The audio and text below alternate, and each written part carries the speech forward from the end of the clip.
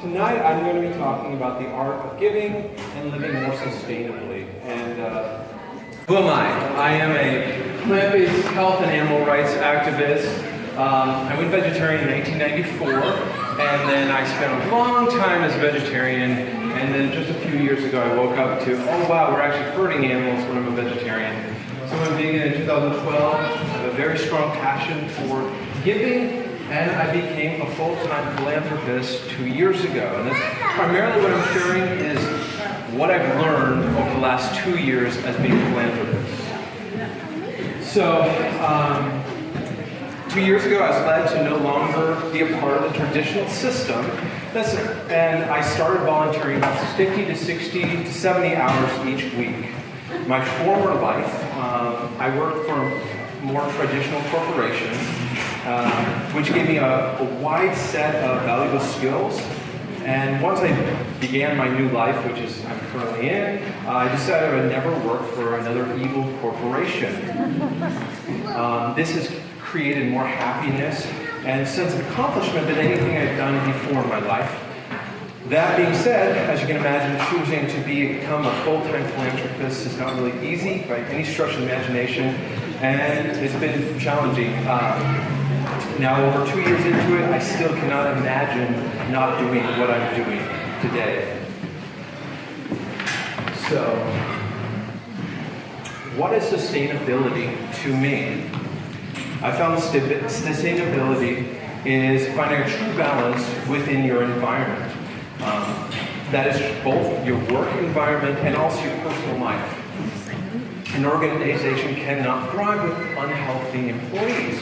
One of the things I focus on with each one of my clients is finding a balance and removing the limitations and resistances within the company and their personal lives. This requires them to leave their ego at the door. I have had to let go of a few organizations simply because they could not see beyond their own ego and their own limitations. They had spent years of struggling, but when they wanted to actually get things in order, they wanted to do everything the same way that they were already doing it, and were not open to change, to real change. Tonight I will be sharing some of my sustainability practices and habits that prevent sustainable living. I'm still practicing. I've not mastered what I'm sharing. I'm still learning it day by day. But every month I continue to learn more about how to build sustainable and more mindful life. All these lessons have been learned along the road of choosing an uncomfortable life. Wants and how unhealthy they are. Guess what? I don't actually want to be standing up here. Public speaking is one of the things I fear the most. I spent most of yesterday in a full-on panic because I was going to be right here, standing here, giving this talk. I wasted hours contemplating all these ways to get out of standing right here. So why am I here? Because sometimes sharing my experiences seems to help others.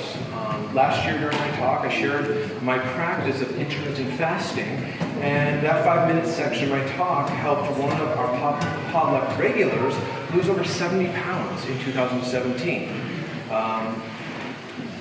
I've learned over the past 5 years that when I share my passion for plant-based and sustainable living, people slowly wake up. Which has led to hundreds of friends and family adjust their diets and reduce their impact on the planet. So, what about wants, and why are they so hazardous to our own happiness? Well, I'm not a religious person per se, but I've spent a lot of my life thinking of just one biblical quote over and over. The Lord is thy shepherd. I've always thought of it as humans as shepherds on the earth to the earth and the animals. I wanted to support all of the beings on this planet, and that's the reason I became a vegetarian in the first place. Well, back to the passage, only a short while ago did I ever actually realize that I was overlooking the second part of the passage. Thou shalt not want. This realization and my own learning to be more mindful and minimalistic gave me pause. For thousands of years, we have been guided to let go of our wants and yet we live in a society which promotes selfishness and wants. So why does reducing wants increase our happiness? For me, I've slowly been led to let go of my wants.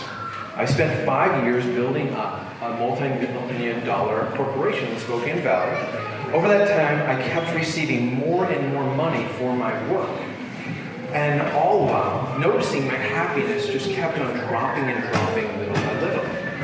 When I received one of my final $10,000 raises, I remembered that all I wanted was a little bit more time so I could spend time on things I really cared about, such as Spokane Veg Fest and these potlucks. I could not figure out a way to convey this yearning to my former CEO. So I just accepted the bribe and continued working. In November of 2015, I was fired for my personal beliefs relating to choosing to be vegan at a company that promoted destruction of the environment. Obviously, it was not a great fit personally due to my personal beliefs, so I slowly began to form the spark of what would become Loving Cooperative. I actually glossed over really quickly on the Loving Cooperative. So basically what I do all the time is I help organizations around the world build, and money is not required for my support. So I now work with about 70 organizations around the world, and I keep gaining 1 or 2 clients a week, so it's really exciting. So anyways, this spark and this progression was very slow. When I was fired, I felt really worthless. I felt like I had no skills, even though I had led a company to grow 50% year over year for 5 straight years. It was an internet company. I took them from $170,000 a month to $1.4 million a month in sales. That was my best. That was March before my firing. So why would I feel so worthless? Well, first, I was on a totally different career path than the one I originally set out on. I went to school for automotive mechanical engineering, and I got out of school in June of 2007. In that exact same month, GM laid off 10,000 experienced engineers. So that wasn't very comfortable. I spent the next 2.5 years applying to jobs all around the world and only received a single callback in 2.5 years.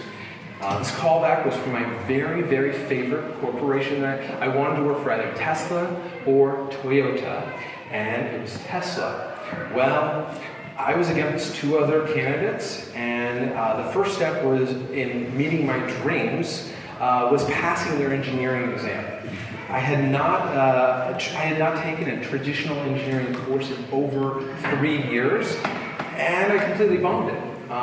So I actually never started on my original career path of becoming an automotive engineer. The other part of feeling worthless was that I was leading an incredibly abusive relationship in that workplace.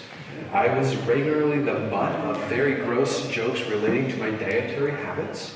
The management would often call me sickly looking and joke about how they would want to bring a chicken to work to cull it in front of me to watch my reaction.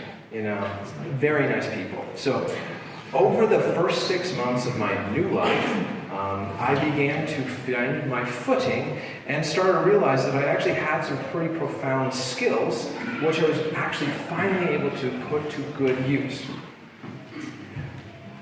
So, fear. Fear plagues us all and holds us back from our greatest potential. Taking an easy or more comfortable path regularly leads us away from our own happiness. I truly believe that our resistance is our destiny. This theory of mine connects to nearly every part of our existence. I cannot tell you how many people who are incredibly resistant about a plant-based diet eventually give in and only wish that they had done it sooner. I'm one of those people. I was terrified at going vegan, primarily because some random person around the age of 12 told me, it's okay, you're vegetarian, but never go vegan because your skin will turn yellow. I thought this for over 20 years.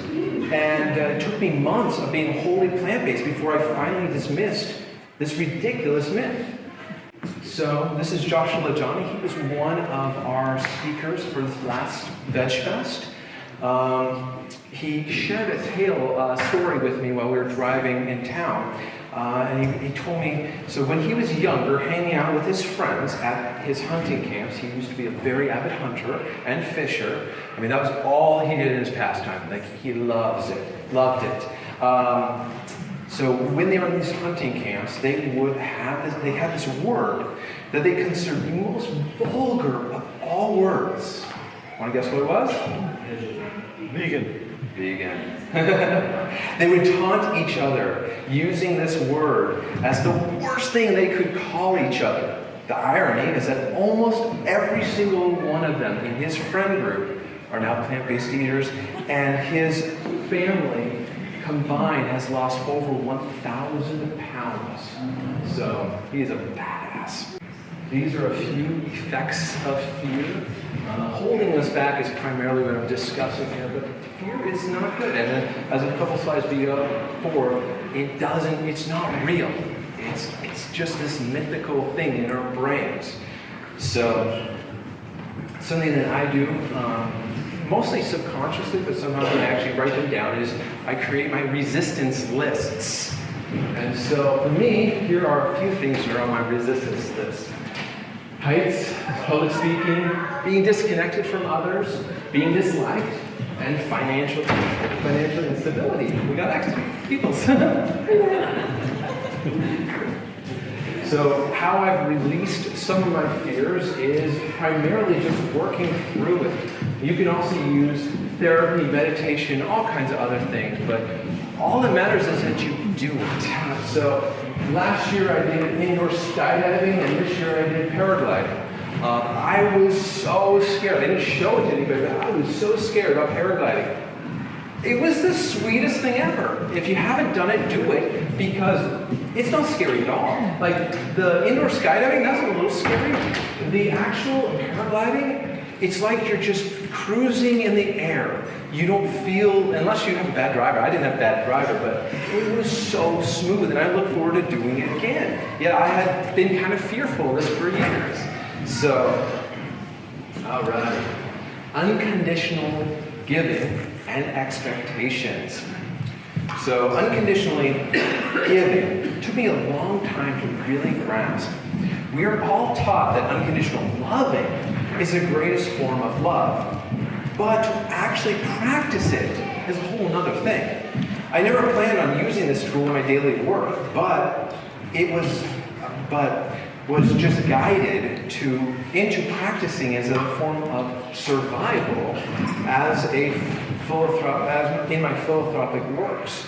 The role of expectations and their destructive nature was another unexpected lesson from Loving Cooperative. Yep. Last year when I stood right here giving a similar talk, I was feeling high as a kite from all these wondrous things that had come to fruition during the first year of my new life. At that moment, I was actively working with 5 really exciting organizations, and I was helping them grow. Over the course of the next 4 months, these 5 organizations, one by one, exploded, imploded, or just fell apart. This led me into my deepest depression of my entire life to date. So why was I so affected by these outside entities? Well, it came down to my own expectations. One of these organizations was monetarily tied to me, so letting me down financially was painful. But the other 4, I had simply spent a lot of time dreaming and of their future growth and opportunities along the way. I had expectations that these would go the way that I was pushing them to make happen. When these organizations began to fall, I began to fall. This was a very painful lesson, but when I got through it, I was even more capable and powerful than I'd ever been before. I was also more skilled at helping organizations not fall into the situations which I witnessed with these 5 organizations. Since understanding my relationship with false dreams and expectations, I have been able to navigate my projects in a much more helpful way. I have since experienced 2 times when I was giving much more than an organization was, and saw my unhealthy habit of high expectations bring me down once again. The difference is that instead of feeling low for months, I only experienced it for a few days, and I was back as my new self. Letting go of all expectations, all expectations, is by far the most challenging thing I have to practice every single day.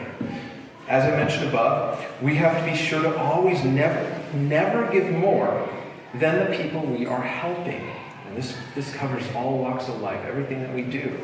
Keeping a balance with anyone that we are supporting is key to the success of that relationship in a personal or corporate setting. So burnout. This happens when our own expectations are no longer being met.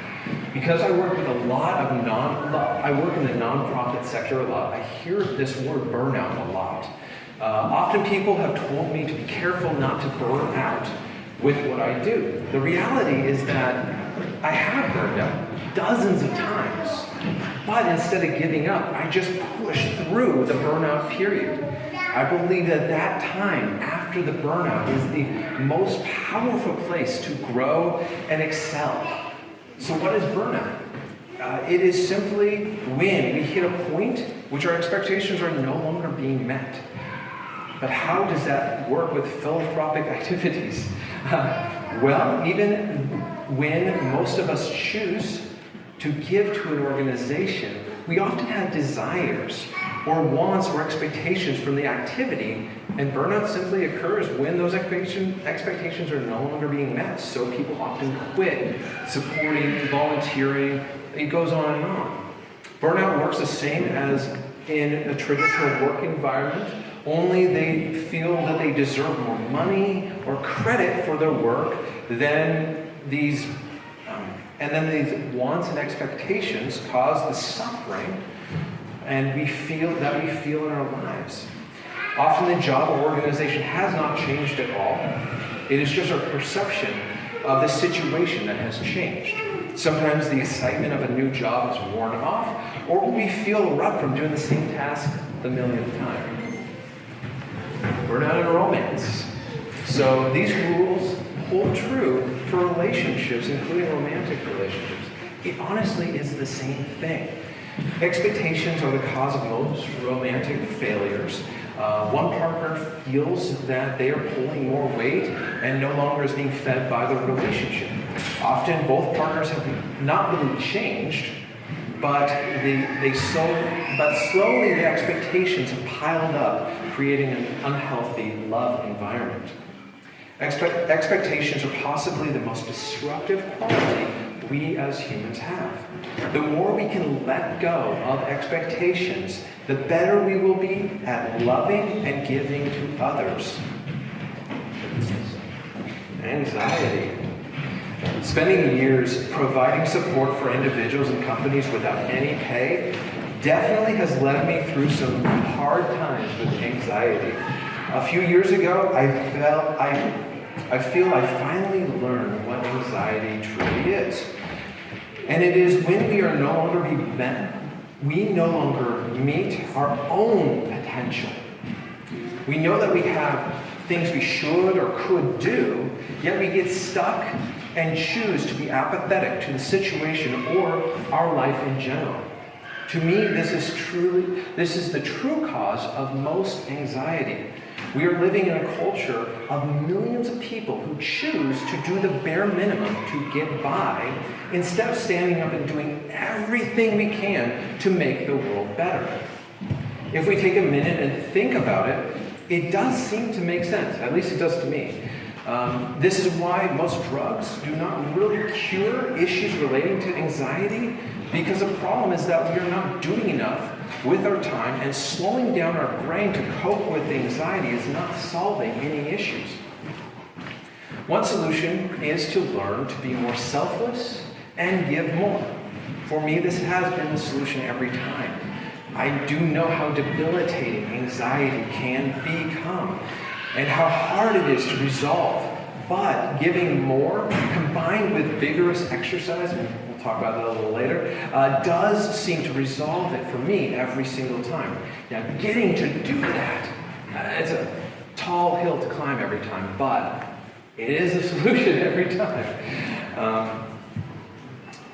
As we talked about earlier, our fears are most of the time a figment of our imagination and hold no real power over our lives.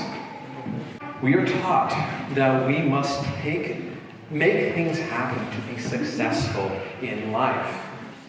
I do not believe that this is exactly true or exactly in that way. What I've learned is that the more we try to push things to happen and control things, the more often we break things or things fall apart, as I was talking about earlier. This often is connected with our wants. We want things to be a certain way and prefer to work them until they conform to our desires, instead of noticing this resistance and choosing to move towards a path that is less destructive. I have an example for you. So, about a month ago, I was working on a friend's minivan, and her lower radiator pipe, which you see right here, had failed. One of the three connections, I was removing and reinstalling it, and one of the three connections, the one I'm pointing out, would simply not come off.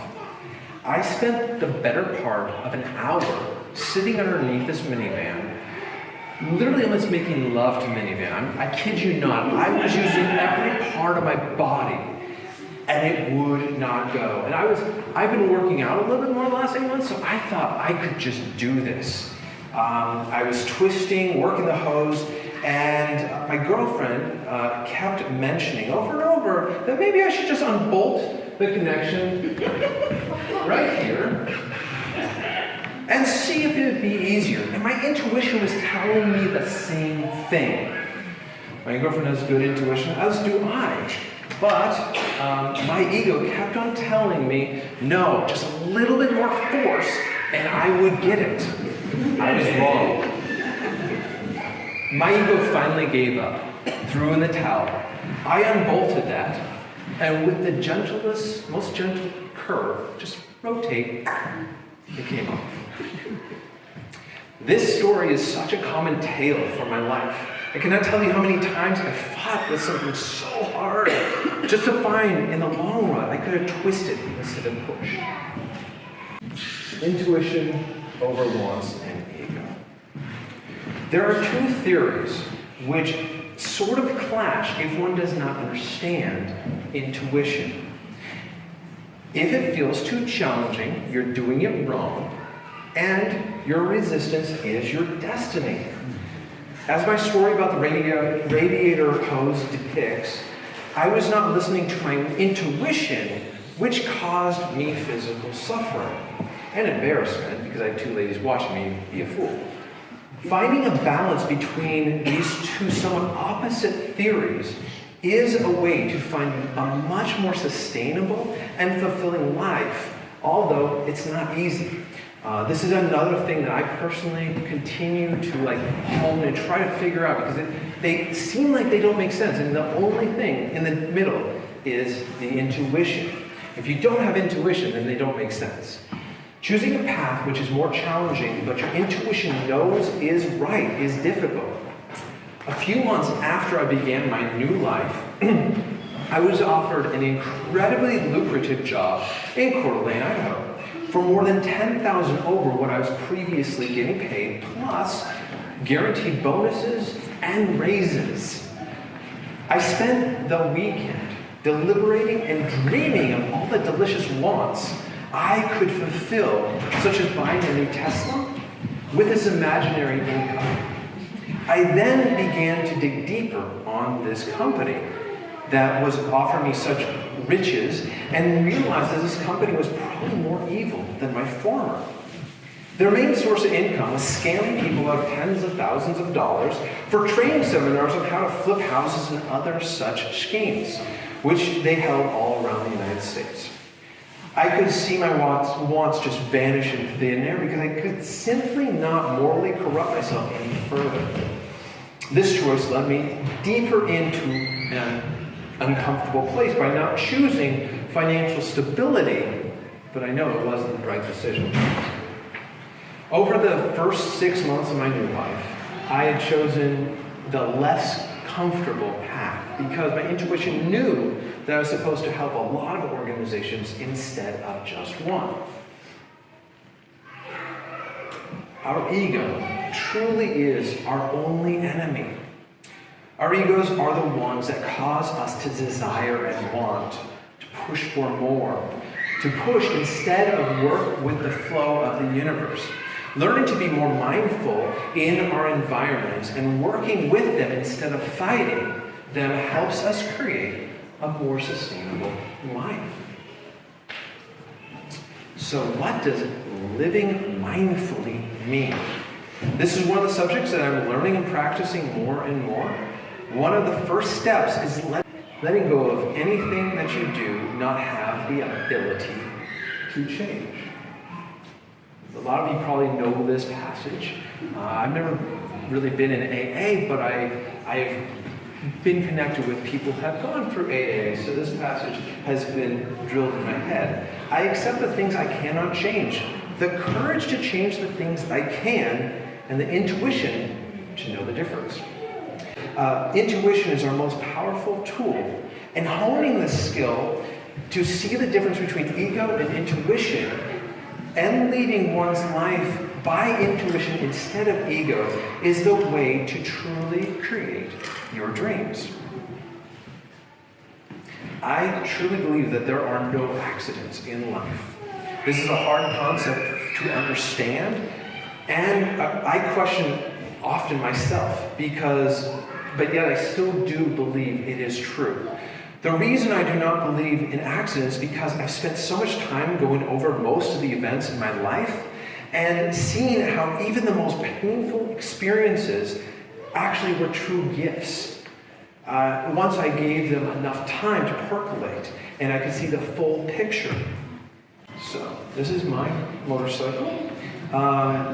This last May, my motorcycle was hit by a lady leaving a parking lot where I was volunteering on the South Hill. It took me over 3 months for the insurance company to come back with a settlement. The bike was totaled by the insurance company because the frame had a small crack where the kickstand goes. And during this whole time, I did my very best to just not freak out. My bike was done, I couldn't ride it, it really sucked. But I just was like, I knew it was right. I was just flowing with the intuition. When the insurance company did come back to me 3 months later, they gave me a settlement of $1,000 over what I paid for the bike 7 years previous. On top of that, repairing the bike will cost me less than $1,000. And legally, it will not even be titled when will not be totaled when I retitle it. So basically, the universe gifted me this free motorcycle for the past 7 years and provided me a check which allowed me to continue my loving cooperative work for 5 whole months, staying uncomfortable. Nothing grows in a state of comfort. I often say that comfort equals death. It is who finds comfort, their searching and growing simply stops. Growing is never comfortable. Just think about when we're in school and we study hard, or when we're growing as a child. These experiences are some of the most valuable ones, but they're not necessarily fun and definitely not comfortable. So now I'm going to share 5 practices that just help with sustainable living. So last year I talked about intermittent fasting because it did touch something I definitely had to retouch on it. So I have been doing intermittent fasting for almost 5 years now. And it's as simple as I start breakfast around 1 o'clock, and on a normal day I stop eating about 8 hours after I start eating. So that's it. It's really a simple practice. I have talked to so many people that have been able to, for the first time in their life, balance their weight. That's how it worked for me. I, over the course of 4 months, lost 40 pounds. And I've never gotten back up after that. I've never stopped doing this either. So there are tons of benefits. You can research online. I've never noticed anything negative. I thought it was not possible to not eat the second I woke up. Yet it's another one of those myths that's just thrown into your minds. So I eat very well every day. I eat my smoothie, which I'll talk about in a moment. And then at dinner, I usually have, so I eat my smoothie from 1 till 5, 6, 7. I just really flow with it. I don't really think much. I don't think a lot. It's actually kind of funny. The better you get at an intuition, the less you think. It's really funny. But yeah, I just kind of listen to my body. And then at dinner, I eat whatever I want. And because I eat the smoothies, I also get to eat really whatever I want at night, because I get so many phytonutrients in my digestive system. My body just, it's just happy and thrives all the time. These are a few things that resolved in my life once I started drinking this crazy thing called water. Every day I start my day with, that's supposed to look like a really big mug, even though it looks really silly, but it's a 30-ounce mug of water or tea. I do it every single day, and then I follow it with my smoothie. And that has been able to hydrate my body. The immediate change that I noticed within like 2 weeks of drinking this crazy thing called water was my severe back pain that I experienced for like 15 or more years just went away.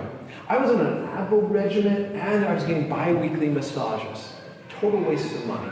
And also bad for the body. Advil is horrible. I'd never taken Tylenol or Advil, but I didn't know what else to do because I was in pain. I could basically finish my day and I'd be like laying in bed because I was in so much pain. And it was simply because I never got into this thing called water. I was always yawning. Everybody thought I was so tired because I was yawning, but yawning is because your brain is dehydrated and it's literally begging for air, which is another, it's really considered liquid cooling, your air cooling, which is not as efficient.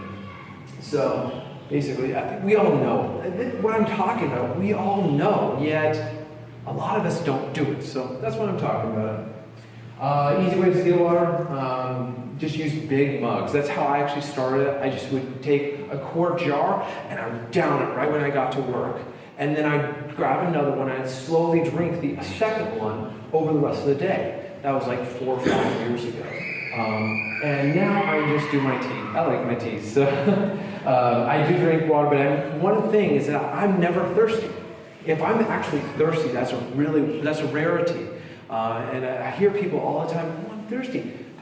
Your body naturally hydrates if you give it enough water, and you should never feel thirsty in your mouth. So I don't. Yoga.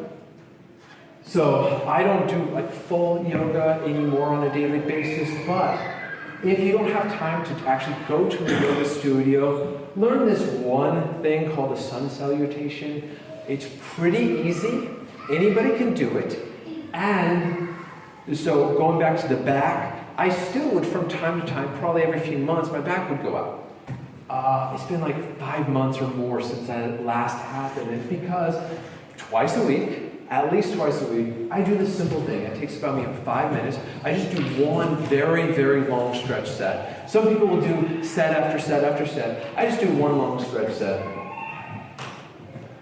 Vigorous exercise. So this is something that I have learned more about recently, primarily because I've been researching a lot of dementia and other late in life diseases, specifically dementia, which is caused primarily because of poor diet, a lot of animal products, and a lack of exercise, vigorous exercise. Or at least that is one solution set if you are in the early stages of dementia, because basically the diet, the no animal products will kind of clear out all of the pathways that are clogged up, and then the vigorous exercise actually will recreate pathways. So they've actually done tests, studies with people over the age of 55 who have been able to increase their brain capacity, increase it within 6 weeks. Something that people just don't believe is possible, yet it is. We never have to actually start dying in a lot of ways.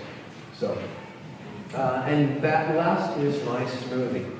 I think this is the last. So I've been doing my smoothies for almost 3 years, and this is what they look like. And in a moment, I will be doing a demo for whoever wants to watch, and I have some slips with shopping lists. If you actually want to try these out, I've taught a lot of people around the world how to do these smoothies. So that's the basic thing. And this is my breakfast and lunch every single day. Every once in a while I sort of cheat, as in I eat something else added on top of it. I never feel so good. Like, this is the coolest thing because I can eat it and I never feel the digestive process. So because I work so freaking much, having that hour to digest, I can't afford. I have to be on my A game every moment from the moment I wake up until I fall. Well, until at least 6 o'clock. That's when I eat more traditional dinner, and it's okay. It's nighttime. I don't really need my brain as much. And so, but for about basically 10 to 12 hours a day, I need my brain like full blast. So this is my set that, this is the 5th revision of this. I just keep on tweaking it over time. The biggest change recently was I switched from 2 bananas to 5 bananas. And that's primarily just so I got really tired of it. And so I've made it so pretty much anybody can pick it up and drink it, and they're like, this is actually pretty good. So I honestly kept on making it so my girlfriend would drink it, even though she still won't drink it. But everybody else I've introduced it to likes it. So now here's the breakdown. This was one of my older ones, but it's very similar. About 1,000 calories for a whole container. About 30 grams of, 24 to 30 grams of protein, depending on how you make it. Yeah, so it's got all your phytonutrients. It heals that gut. One of the other positive things that I totally forgot about is that when I started this 2.5 years ago, was actually very gluten sensitive. I wouldn't say I had celiac, but it was very uncomfortable to eat vital wheat gluten-based products, which is pretty much all the plant-based meats. Well, as of about 6 months ago, I can eat a whole plate of Gardein. No reaction. And it was really cool to finally realize, I love being a scientist, and I'm an engineer, so I test everything out. And so I kept on testing it. I'm like, wow, that's so cool. You can heal your stomach. You can heal everything in your body.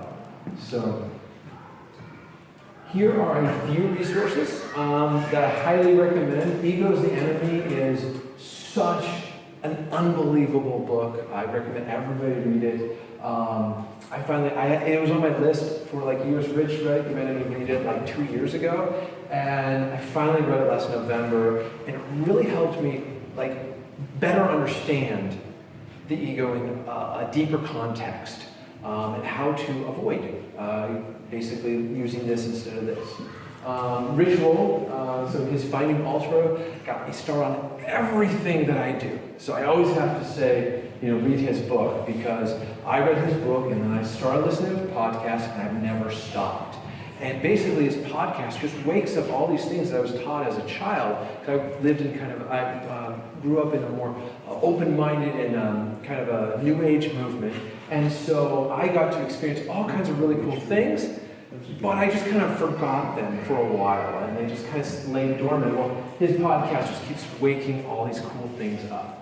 And then the happiness hypothesis, that's kind of one of the things that kind of woke me up to in my old job. I read that like 4 or 5 years ago when I was in my old job, and one of the chapters talks about how when happiness is really fleeting, and the people who are happiest are the people that have exactly what they need and nothing more, or about 10% more than what they need. Not what they want, what they need.